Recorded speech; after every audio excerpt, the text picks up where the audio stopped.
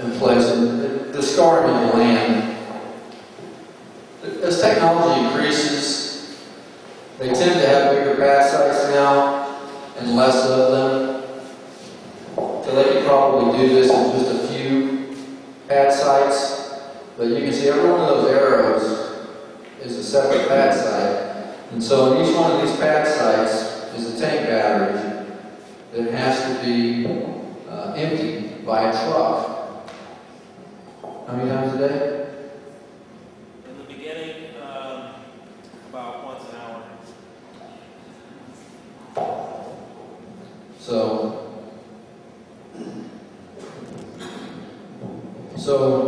I know that we have another mayor in the room, but typically right around tax time, you get a phone call from your local media source to discuss the property values of the town and whether you're going to have to raise taxes to meet your budget and things like that.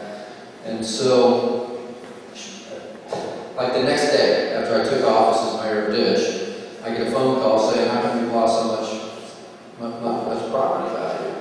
And of course, they know the information before they call. So you haven't got the information yet. So I started doing some research because we had actually been growing, and so I thought, why would we be losing value?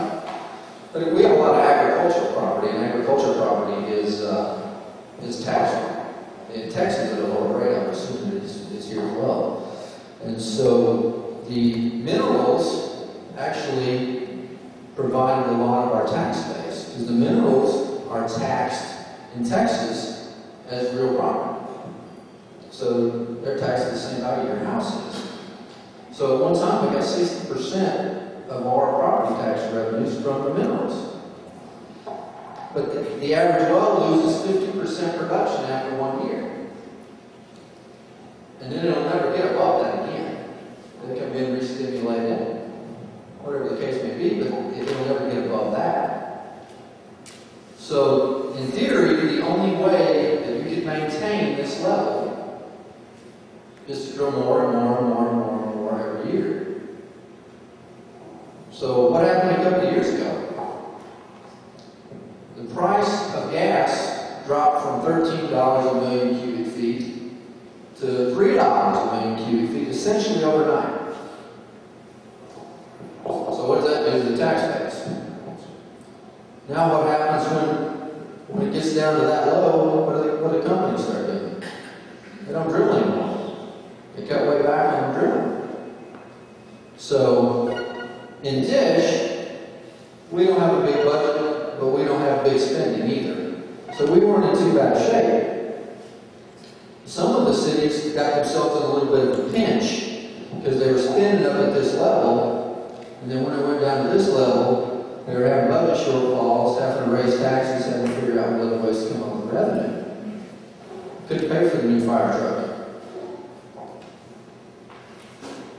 So the mineral leases that I've been able to find in Texas in the Barnett Shale range from about $75 to $30,000 per acre.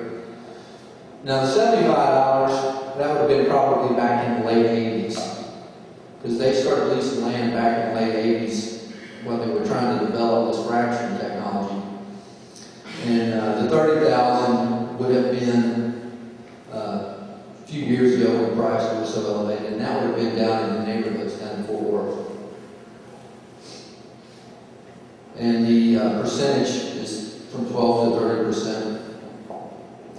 A lot of times, the companies will come to areas like this, and they'll find someone who's outspoken, someone who's a civic leader, and they'll say, "I got a deal for you. You get all these people to sign up in here, I'll give you 2% of all of the royalties." That could be a lot of money. It could be a lot of money. The reason that I say that is if there's somebody who's particularly interested in you signing over your minerals, there's probably a reason why. So obviously your royalty changes very dramatically. In Dish, we got 60% royalties.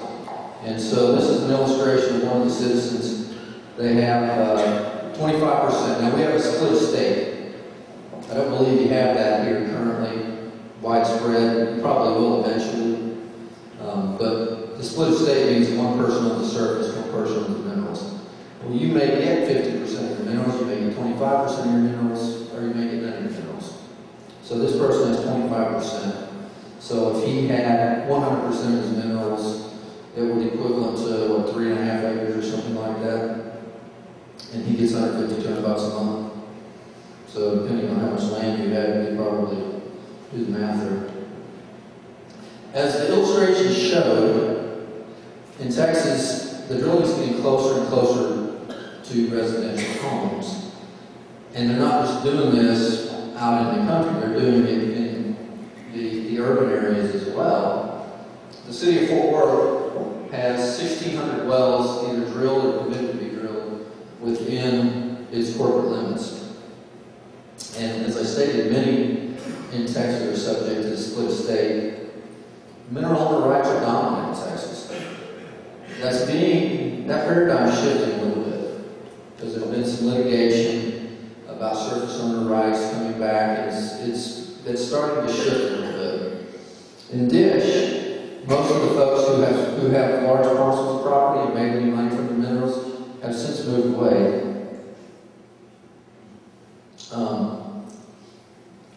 I think this stuff needs to be set back. They don't need to be 200 feet from a house. We need to set these wells back. In Dish, we have a drilling ordinance, and that drilling ordinance requires a 1,000-foot setback. That was the most that we felt we could legally get away with. That was kind of, at the time, that was pretty common. It was 1,000 foot. Several cities have backed that up to 600 feet.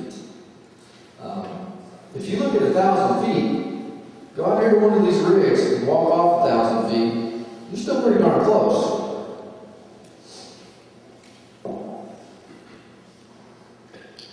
There's technology available that could prevent a lot of the problems with our air emissions that we've seen in Dish. This is technology that the industry is aware of. As a matter of fact, most of the companies who are probably saying that we can't afford to do that here in Pennsylvania have presentations on the internet to where they said how great it is in other states, because some states mandate this. You can have a gathering line in place.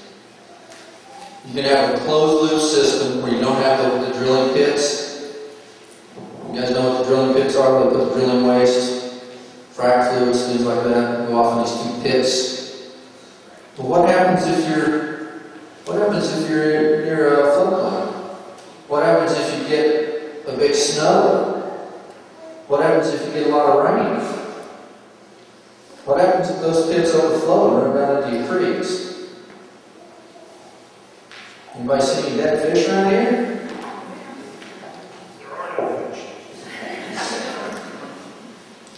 So they can do it without having the pit.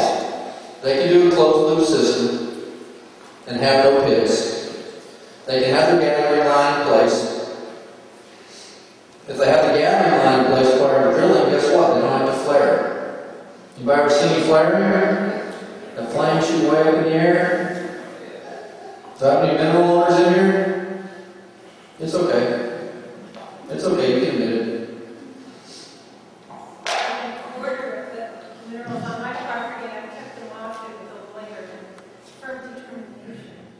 Great. Well, that flaring is your minerals. You ain't getting paid for that.